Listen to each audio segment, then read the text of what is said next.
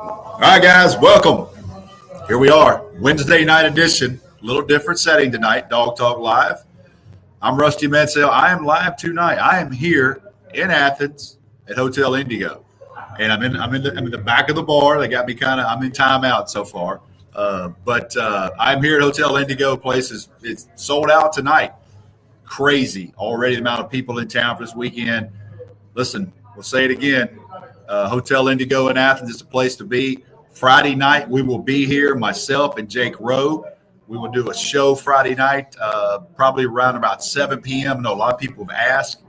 And typically what we do is kind of do a little breakdown of the game. But I think what you guys like more has been the Q&A session with Jake and me. And that's what we want to do, man. But, again, Hotel Indigo in Athens. Appreciate you guys, everybody tuning in. Doing a little different tonight. Coming in from Nashville. Came straight to Athens, filmed a little bit. Again, guys, appreciate you. Just let us know where you're from as you start to check in. Let us know, get your questions in tonight, and we'll get going. Huge game, man. I was in the stadium this afternoon filming some stuff for local TV for Fox. And the stadium, they just got done painting the field. It looks great, man. It's going to be great. The weather's great. Appreciate everybody checking in. My man Stephen John's there from Chattanooga. That's my guy. I wish I could tell you who that is on the message board. Y'all would love that guy. He knows what's going on. Jordan, appreciate you there checking in from Flintstone. I've been there. I have been there. Franklin, Tennessee. I was just in Franklin, Tennessee. I was just there. I went to Battleground Academy, watched them practice. Could not have been more impressed with what they had going on. And appreciate you guys checking in there from Marietta. Again, let us know where you're from. I'm here right now at Hotel Indigo. And let's do a little recap of the Mississippi State game. And I talked about that. We've talked about it. What a great, unbelievable performance by the Georgia Bulldogs. Really needed that. To me, was was it flawless? No. But this is what I'll tell you. Mississippi State goes 14 plays, scores a touchdown, makes that thing 7-0. And, you go, here we go again. Well, what did Georgia do? Georgia outscores them 38 unanswered points. A dominating performance in that regard. I think both sides of the ball. I think Glenn Schumann did some great things. They had 3 sacks offensively. You look at Nate Frazier, the day he had, 181 yards. That was fantastic. You look at Gunnar Stockton, another really clean day. And, you hope that's where Georgia's headed because you keep seeing improvement. But you see the last week a complete team. Peyton Woodring kicks a field goal. I think on the first drive, he's been great all year, and you're really just excited about what you've seen so far out of Georgia coming in. I think offensively Georgia has really gotten better, and guys, I think it starts with the offensive line. I really do. I think the Monroe Freeland, Ernest Green coming back has been a really big deal. A lot of experience there. And we'll break this Texas game down a little bit here in a minute, but it's going to be important. You look at Donnie Glover, look at Juan Gadsden, Drew Bobo. I think we think he's going to play, but that a little bit of concern there, just because he has been really, really good. But defensively, I thought Georgia played well. I like the way the linebackers right now, guys. Raylan Wilson and C.J. Allen. Those guys are doing a great job. Rusty, where'd you get this vest? I don't know. It's just a plain vest. I don't know. It's not Georgia or anything. I just put it on as I came downstairs here. I'm staying at Hotel Indigo tonight. And, again, it's packed. It's sold out. It's sold out, guys, tonight. Much less this weekend. It's packed. That bar in there right down the hall from me is packed right now. So excited about it. And, again, appreciate Barry and all those guys being a part of this show. And Friday night, we look forward to seeing you guys. Again, checking in right there. Appreciate everybody checking in. Let us know where you're from. Cumming, Georgia, Conyers. Bogart, you're not far from where I'm at in Bogart. Jeffersonville, Indiana. Appreciate you checking in right there. And welcome, guys. I got slid a cold beverage here. Might need to, I don't know if that's exactly the sponsor, so I better hold off to that one. But, guys, let's finish up with Mississippi State, and let's talk about Mississippi State because, listen, I do want to get to questions tonight. The feedback has been everybody wants to hear the questions, and that's what we're here for. With you guys. But Mississippi State, I think, was a complete performance. I think it's the most probably complete game Georgia has played since the Texas game last year in Austin. And, they've been behind many halves and had some spots. But just a really good performance, guys. I'm telling you, that's been a tough place for everybody to play. You look at Texas; they should have beat Texas there, no question about it. They take Tennessee to overtime, had Tennessee in overtime, couldn't get that game done, and beat Arizona State there. So, I really all week kind of I thought, man, Georgia's got their hands full, but, they were ready to play, and they just keep getting better. And I think that was the difference between the teams last year and this year was a consistency of who's getting better. And, when you look at all that, you put those pieces together, I think that Georgia's going where you need them to be. And I said this, is this the most talented Georgia team? It's not. But, man, they can put together some stuff, and they would be a hard out to me. And I think Georgia could beat anybody on any given day, and that's where you want to be. You want to be healthy in December, and you want to be playing your best ball. You want to get there, but then you want to play your best ball. So I think that's about enough of that. Let's get to the Texas game. Again, thank you, everybody, for checking in. 4 minutes from Redstone. That's one of our guys we've dealt with a lot here. We really appreciate their support too. Appreciate you there, Clarence, retired U.S. Army. Great week, man. Veterans Week and Veterans Day, and I was in Nashville yesterday. They had a Veterans Parade. It was unbelievable. It was crazy. So appreciate your service, and thank you for being here too. And all our veterans. My dad was in the Navy. My grandfather was a Korean War vet. My uncle did several tours in Vietnam. So got a lot of military in my family. Certainly appreciate and understand the sacrifices you guys make. So I want to, extend that happy Veterans Day to everybody that's tuning in, current and past guys and ladies that have been in there. So thank you so much for that. Texas, defensively, I think Texas is a really good football team. And you look at the front four, I did a talk today with DJ Shockley a little bit, and you look at the Texas front, and when you look at Texas up front, man, they look like Georgia. They got Colin Simmons, who's a guy that I think is one of the best defensive ends in America. I think he's got 8 sacks. It's going to be great tape for Monroe Freeling and Ernest Green. He might be the best pure pass rusher that Georgia has faced this weekend. And that's good. You want Monroe Freeland. I mean, if you're going to be a pro prospect, man, you can. You want to be a pro prospect, you can put great tape up. I think the offensive line matchup for Georgia against Texas is going to say a lot. I don't want to kind of downplay the deal with Arch, but I do think he's seen a lot of new things. He played at Ohio State, but that was a noon game. He's played some places on the road.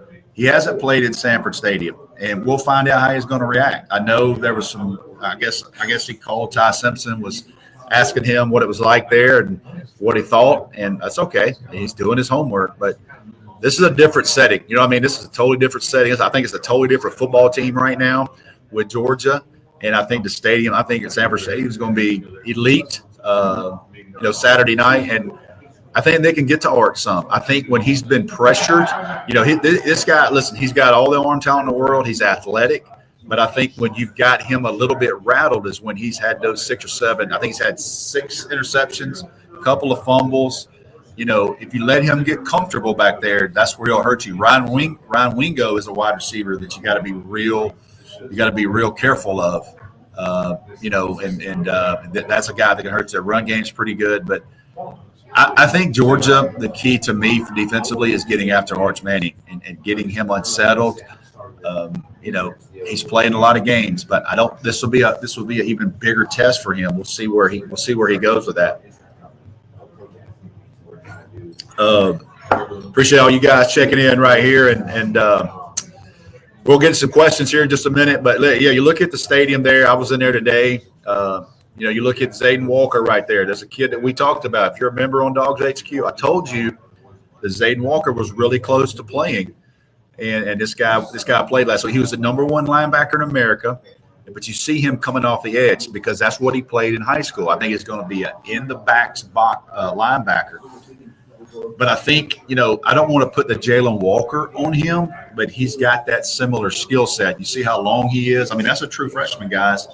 You see the bend on him. He can come off the edge, and I think Georgia, credit, Glenn Schumann. They're trying different things, different pieces. Rashad Deakins played some star. He played some defensive backs. Another true freshman. So Georgia is trying to find some different ways to get some different things going on there defensively. And if you're a member of DawgsHQ, hang in there with me, because I'm going to have another little nugget for you probably about Friday on somebody else you might see. And that's the beauty of being a DawgsHQ subscriber. You'll get that information there. Last week I told you that Landon Rolden and Zayden Walker were close to playing, and both of them played. But, guys, we can't talk enough about number one right there. And I'll say this, too, about Dylan Bell. He's been great this year in his role. It goes through number one, guys. That's Georgia's best weapon. And Bobo's getting him the ball every possible way he can get it. And I was in Nashville yesterday, and somebody was like, man, number one scares me to death when I play Georgia. And that's the truth. You know what I mean? That's the truth. That guy makes you hold your breath every play. Not easy to tackle. You know, they try to get it to him in space, try to get a few things with him. So, you know, you look at the wide receivers. And I'll say this, too. That's one of the biggest differences this year, guys, is Georgia catching contested balls. The play Oscar Delp caught in the middle of the field, tight coverage. I mean, Gunner, that ball is one of those. That's the growth in Gunner. That ball he threw to Delp. Delp was covered, but he said, you know what, my guy's going to make a play. And that's what you needed. Yeah, we talk about Elias Williams. Elias Williams is a kid that we said early September was going to play, and he has, and he's going to play more. But, you know, I put the tweet out, and I think you guys probably saw it too. You know, after he made that catch, you go back in and you see Nate Frazier with a hell of a day. You go back and you see Elias Williams. He's attached at the end, tight end, and he just mauls the Mississippi State linebacker, just drives him into the end zone. Guys, I don't know if you've ever heard the term catch radius, but that's the when you look it up in the dictionary, you look at that. That's 6'7" and a half. You can't cover that. And I love the fact they just went after it. They just gave him the ball. You know what I mean? So this is a kid that played AAU basketball, and he finally, you know, he realized he was going to play football. And I hope they continue to use him. But, again, you know, I think Georgia with some matchups and stuff can I like some of the stuff. I think the run game is going to be the question to me. I think Texas is really good up front. This is a big challenge for the Georgia offensive line, who's been playing great, man. It's been playing great. Yeah, Chris, I agree. It's a hell of a catch, man. That is catch radius, exactly what that is.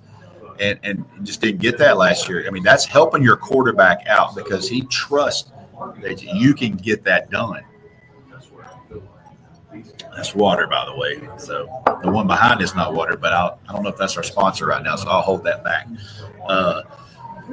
But, yeah, man, you guys get your questions in. We'll get going here in just a few minutes with the questions. But, again, we're at Hotel Indigo. I'm here right now. We will be back Friday night. It's going to be a packed house, man. And, again, I say this about Hotel Indigo. Come by once. I've got people on our board that messaged me, said, look, he's coming into town, never been here. A lot of people are going to dinner early on Friday. Can come by Friday night. A lot of Georgia people here. A lot of Georgia fans. A lot of Georgia parents. No telling who you'll see. There's several players' parents that stay here on Friday nights, and we've certainly enjoyed getting to hang out with them and visit with them. And you know they're here to represent, for the weekends, every weekend. But again, Hotel Indigo, guys, we'll be right there. We'll be right there on the patio. Great bar. See the bar area there. It's great. Get a drink, food. You can eat. Have that question. Can you order food? Yes, you can order food right there. But, again, guys, Hotel Indigo, no place better. Two things real quick. We'll get to recruiting weekend. Yes, it's a big recruiting weekend. Now, here's the difference, guys. It's like Jared Curtis yesterday. I go see Jared Curtis. If you have not seen the articles on DawgsHQ today, I was there, okay? I wasn't going for clickbait. I wasn't going – I was in Nashville, so I did what I was supposed to do. I would go by and watch Jared Curtis practice, and I talked to him. And we talked for a few minutes, and I asked him. I said, look, obviously the Vanderbilt talk's out there. I know what you have said publicly, and he gave a hell of a quote. And if you guys are on DawgsHQ, man, I think you'll be – and that's – I went by and saw – a lot of people. The guys in Bo Bryant, remember that name, the 2027 quarterback. He's at Battleground Academy. That's Luke Bryant's son. And His wife must be a hell of an athlete because Bo can spin it. And he'll be here this weekend with several players from that school that Georgia has offered. Now, Bo's got a ways to go, but he's got a big senior year ahead of him. And I was impressed, man, just to see him just the first time. So just a name to know. Obviously, Luke, huge Georgia fan. He will be here this weekend. Son will be here. And be a lot of people, from what I understand, will be here this weekend for this game. The boxes are full. So recruiting, yes, a big weekend. You're going to keep your classes together. Try and keep your 2026 class together and try to finish this thing off in about a month, December 3rd. You have a lot of the commits are in town, which is good. 2027-wise, you look at a guy like Joshua Salmon-Pelly out of Douglas County, 6'7", 6'8", 320 tackle, junior. You look at DJ Jacobs, 5-star. Some think the number one player in the country out of Blessed Trinity. He's been to Georgia so many times. So, it's a big visit. It's a little bit different, though, because it's kind of junior heavy. We'll see if any 2026s kind of sneak in there, but for the most part, you're trying to just hold your class there for a few more weeks, and it might be a change or two here and there, but I don't expect anything crazy. Georgia's got a hell of a class. Let's get to some questions, guys. I'll start with this one because there's multiple people. I don't know if I can pull this one up. Everybody's asking about Lawson Lucky. It's almost impossible to predict that, because you go through a protocol, and Kirby said, "Hey, you want to come back in the game?" I understand that, but there's protocols and stuff, and so how he progresses during the week. I know Lawson wants to play bad. He's been in these big games before. It's truly one of those things we'll see as Friday and Saturday get here. And that will not be Kirby Smart's call. That will not be Lawson Lucky's call. That will be a medical staff that will been with him all week. And there's certainly a protocol to pass. But if that protocol is passed, I promise you Lawson Lucky will be out there. Nobody's holding him back unless it's medical. What we got next here? Keys to victory. I think Kirby made a comment this week. This team in particular hasn't beat Texas. Last year did. They beat Texas twice last year. And I felt like really the first game, Georgia was way more physical. I mean, Georgia took it to them.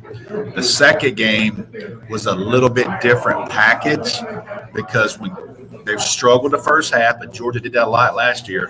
But when Gunner came in, I don't think Texas had an answer. I don't think and listen, that's a curveball that they hadn't seen. He comes down there and drives down the field, and Texas, battles back and causes a turnover from Gunner too. But I still think that Georgia, the physicality, I think Georgia was more physical than them. I want to see how bad Texas wants to really get in a fight. Because they're real tough defensively, guys. They look like Georgia. They look like Alabama. They got that type of roster. But to me, they got a lot of finesse offensively, and that's part of what they do. They're fast. They want a lot of motion, a lot of different formations. They want to really have you on your heels all night and just want to be quick with you. I want to see how bad they want to get in the ring with Georgia on that side of the ball. We'll see. And can Georgia get to Arch? I think they will. I really do. Again, I'm an Arch guy, but I said all year, all summer, and I took a bunch of heat online. He wasn't ready for the expectations. I don't know if he was ready to be the starter. I know he's ready to see some things, but this kid's going to be good. But he's still got a little ways to go, and he's shown vulnerability. If you can get to him, that's the deal. What we got here next? Tougher game, Texas or Georgia Tech. I would not want to play. I mean, let's be honest with you. I think Haynes King's a problem, and that's something else that we'll talk about down the line. I mean, this guy's a problem. And 2 years in a row, he's giving Georgia issues. Then you take the in-state rivalry game and all that. That's a great question right there. That's a great question. Man, I would probably lean. I don't know that Georgia Tech's real good defensively, though. I don't know. I was a little I was a little like, man, maybe they won't get. They got exposed last week. I would probably say Texas over them, but Haynes King would keep me up at night. Yep. Headline visitor. I think when you look at the quarterbacks, you look at Jaden Wayne's in town. This kid's gonna make a decision next week. Maybe the number one quarterback in America in 2028. I've talked to some people in the building, man. They love this kid now. And if Georgia gets him like they're predicted to, there's a long way to go. Yeah, but that's a big one. You look at DJ Jacobs, and everybody talks about rushing the passer, edge guys in state. And you look at LaDainian Guyton, likely heading to Texas Tech, as he says right now, out of Benedictine and Savannah. The emphasis on DJ Jacobs at Blessed Trinity becomes even more important. So you got guys like that in town, quarterbacks and edge guys. It's important. How fast is Nate Frazier in a 40? I don't know. I don't know if I've ever seen him time, but it's funny because I think Nate's choppy. He takes a lot of steps. He had one he got loose the other day, and he had one he got caught a little bit. But I don't know that he's slow. He just takes a lot of steps, man. I mean, he is what I call choppy. I'm telling you, Nate Frazier's gotten better. Chauncey Bowens, in my opinion, has made Nate Frazier better. And you love that for Nate Frazier as a person because he didn't pout up. His ass just went to work. And he had one of the best games he's ever had this past week, and that'd be great for Georgia. Thoughts on Zion Branch so far? You look at him, and you're talking about the safety. We're here. I think he's played some. Yeah, I don't know that right now he's better option. I think they probably feel better after he had the reps of KJ Bolden when he had to play. And KJ Bolden had a review early in that game on target. I was like, man, there's no way this kid's gonna get gone twice. But I think he's. I don't know enough about him. I hear mixed things on him. A great kid, got some size. But I think Georgia's playing with what they think is best right now. But you got to have depth, and he stepped in when they needed him, man, for sure. Sure did. Opinion on Drew Bobo, right hand. I mean, Drew's going to play. I mean, he's tough as hell. You just hope that there's not one or two snaps in the game where you do that. I don't know that I think it's his left hand, by the way, snapping hand. So you wonder, do you wear a glove? Do you not? That is something we'll notice. That's something if you guys follow Jake Rowe, my guy. Jake will have a pregame thread up, and the first thing he'll notice, because Drew Bobo will come out when the quarterback come out, which is first, and then you'll see those things. So that'll be something. Drew Bobo's playing. I'd be shocked if he didn't. It's just, can he be? Drew's been great with snaps. I think he had one bad snap against Florida. And then he had one where Gunner wasn't ready last week. But other than that, think about the amount of plays he's had and those types of things. So I think Gunner is going to play. We see running back Robertson, or is he injury? You're talking about Roderick Robinson. He's. I just think he's down the depth chart. I really do. Now, he's had injuries. He's battled some stuff. He was there this weekend. I saw him dressed out. But guys, right now he's just unfortunate that he was hurt. And sometimes you go to school like Georgia, the people beside you give those guys a chance, man. You give those guys a chance. They sometimes you get some minutes taken. I love Bo Walker. We love Bo Walker. Jake Rowe loves Bo Walker. Jeremy Johnson loves Bo Walker. Our whole staff on DawgsHQ loves Bo Walker. And we've been on Bo Walker since spring practice. We've been on Bo Walker since fall camp. You got a chance to see Bo Walker this weekend, and Bo Walker's damn good, guys. He's also a freshman. He also has mistakes. He also will get your quarterback sometimes because he didn't take the right guy, and that's exactly what happens sometimes to freshmen. But you put him in a situation like Saturday where you go, Bo, this plays to you, this running plays to you, and you see how tough that dude is. I love Bo Walker. I think this guy's going to be really good, and I think the more reps he gets, this is a guy that's going to be really, really good for Georgia. Guys, let me get to the Billy Napier. Keep that on there. I want to get to the Billy Napier thing. Okay, understand that's kind of a topic, and it should be a topic. You know why? Because Billy Napier was a coach at Florida. Who beat Texas? Florida. Let me say this. Billy Napier and his dad and his entire family are almost Georgia high school royalty. Some of the best human beings you'll ever meet. Billy's brother, Matt, at LaGrange High School is one of the best people I've known. And, had the privilege of watching his dad's team play a couple of times and just know the kind of who they are. Okay. So he has a lot of connections to the Georgia staff with Kirby Smart, Mike Bobo, and some of those guys. Here's what I'll tell you. He was at practice yesterday, and he was at practice today. And I was told he was walking around just talking and looking and observing. I was also told that he's going to be at Clemson tomorrow, and I think North Carolina and Ohio State next week. So let me explain to you, a lot of coaches do that. They go out and they go see other teams, and you go out and you visit with other guys, and you catch up and you network, and you kind of see what's going on. So yes, is it newsworthy that he was there? Yes, but it's not. He wasn't brought in by Kirby Smart. He wasn't brought in. I would be shocked if he had any type of meeting with Georgia. I mean, I'm sure they picked his brain a little bit. What did you see? But it's not that big of a deal. And then when he goes to Clemson tomorrow or next week, it's not going to be newsworthy. He's just going to go see people he's known for a long time. And I get it, but I want to make sure that's clear on why, like someone like Billy Napier would be at Georgia. And Billy Napier's a great dude. I've known him for a long time. Great family.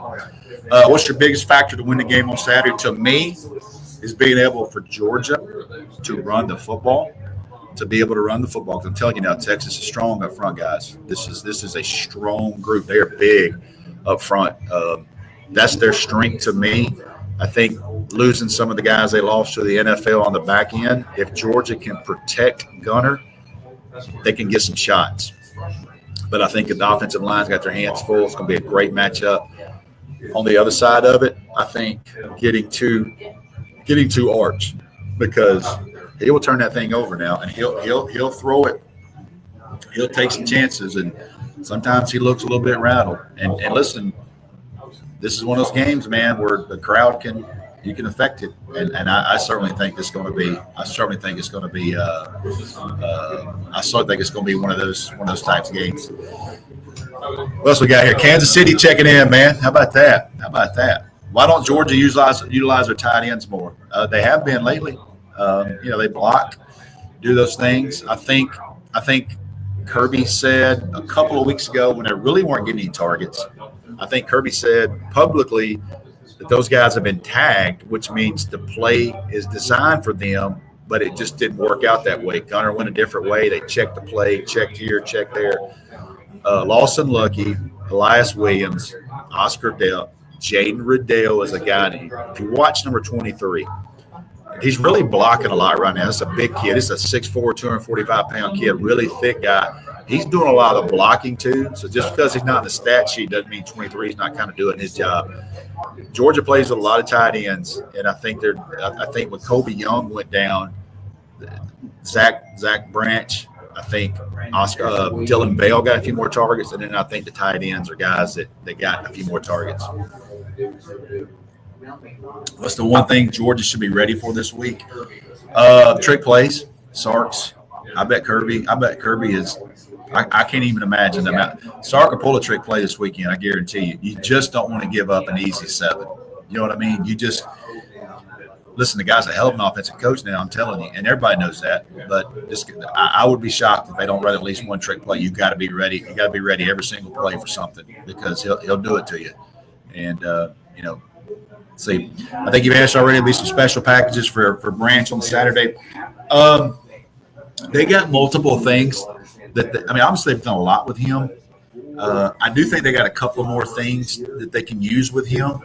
If you go back to the 2-point play at Tennessee, somebody in the building told me that was the number one 2-point play they had on paper. And the rule was, for that particular play, the game had to be on the line. You couldn't be chasing points.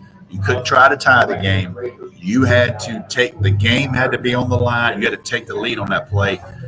So that was one of the packages they ran with him, and it was an easy 2-point conversion. So I think they got some different things with him, but you've seen a lot. I mean, at the end of the day,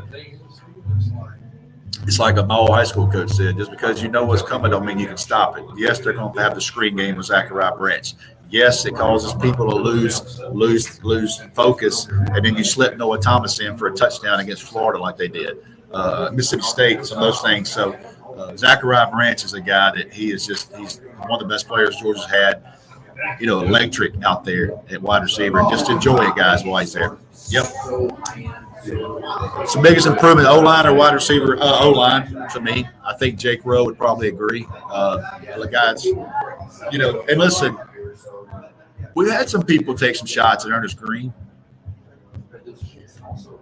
I want to be pretty clear, and I think Jake Rowe, who's our X and O guy on DawgsHQ, made it pretty clear on our board. Yes, sometimes he does play a little heavy, and sometimes he has a little bit of issue with like a real speed guy. But Ernest Green has been mauling people. I mean, they have been different with him. Dontrell Glover, 63. I had somebody tell me this week, said that about 4 practices in, somebody on the staff said Dontrell Glover's going to be starting by week 3. And this was in the summer, and he was. And then Juan Gaston's played great. He's played multiple positions. I think Michael Morris has had a really good year, but Monroe Freeland, I just think the offensive line has been great.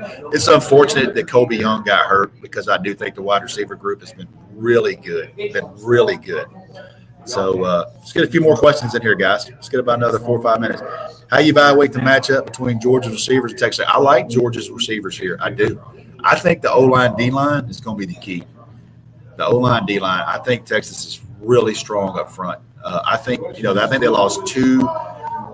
Michael Taft probably comes back. That helps him because they struggled a little bit on the back end. They lost their 2 starting corners for the NFL. I think Georgia's gotten better there.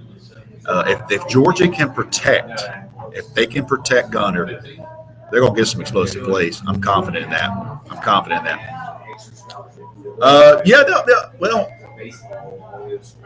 Will Georgia have a spy on Arch? Yeah, there'll be certain plays where they'll have to. That'll be a C.J. Allen. That'll be a Raylan Wilson. They will blitz him. He won't have to prove to Georgia that he can see it. He'll stay in there, and I'm sure he has. He's done it on tape, but they're going to have to see it Saturday night. I have no inside information, but I guarantee you, if I sit in that meeting room with Kirby Smart and Glenn Schumann, they're going to bring the heat. Can Georgia get home or not to this guy? But they'll have to spy him on rundowns because he is very athletic. Yes, he is. Good question.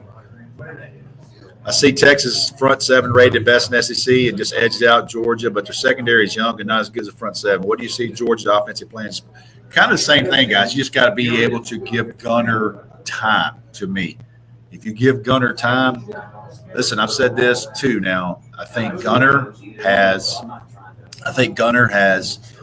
if you play Gunner early in the year, you want to put it in his hands. You want to make Gunner Stockton beat you because he had struggled against the zone.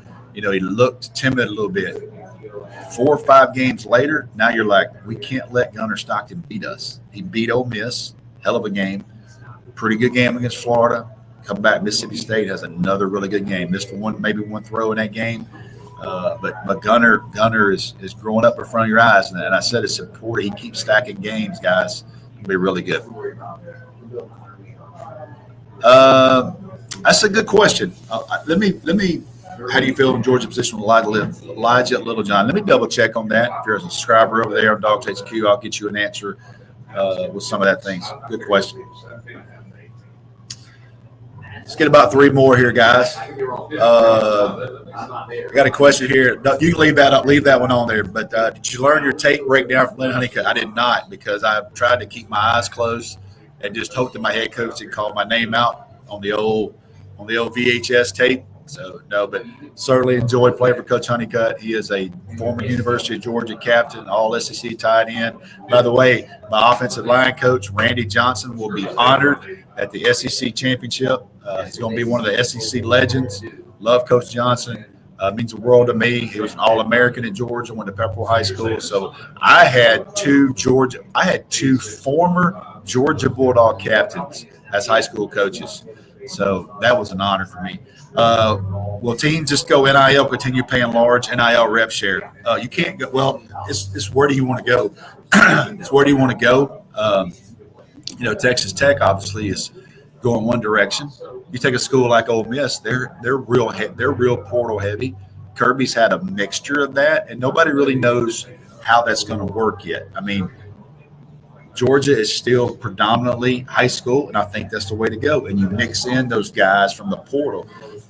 So there's a lot there. We're going to see how this rev share stuff shakes out. I do believe Georgia's in good shape right now, and I do think Georgia's got enough NIL stuff to be really competitive in January. We'll see. Is it worth playing SEC title game or injuries? This is the one. Is it worth playing an SEC title game with injuries and the national title on the line? I'm going to be honest with you. I could care less if Georgia plays an SEC championship. If I'm Ole Miss, I want to play an SEC championship because I want to win one.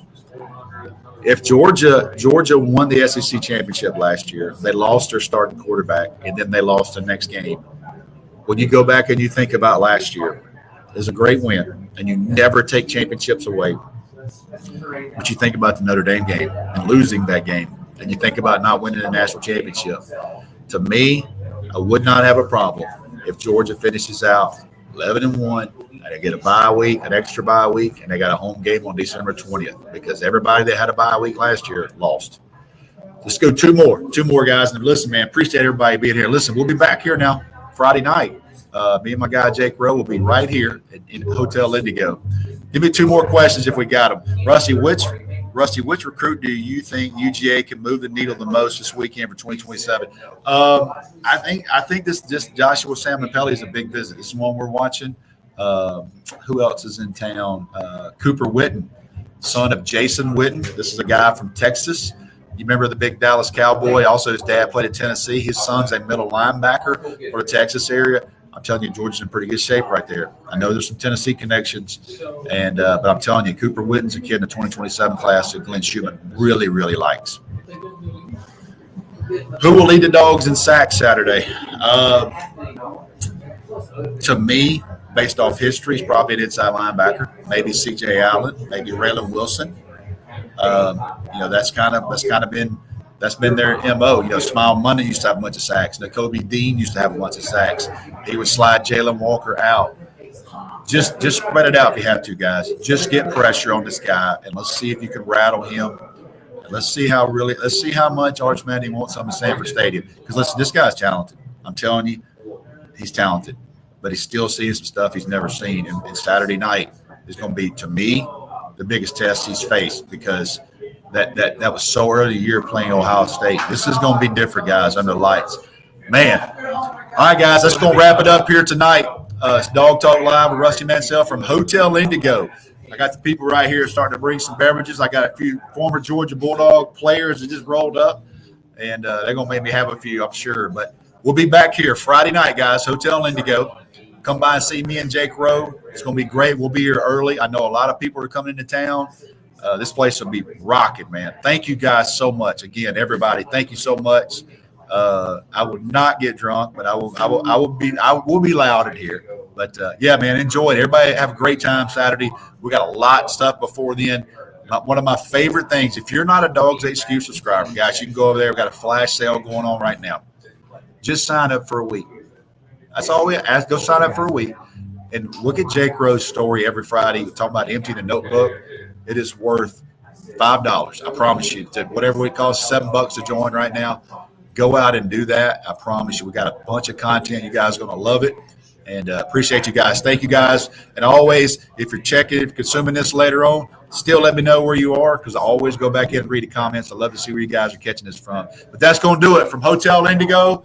Wednesday night, Dawg Talk Live. Let's be ready for Saturday night, baby. Go Dogs.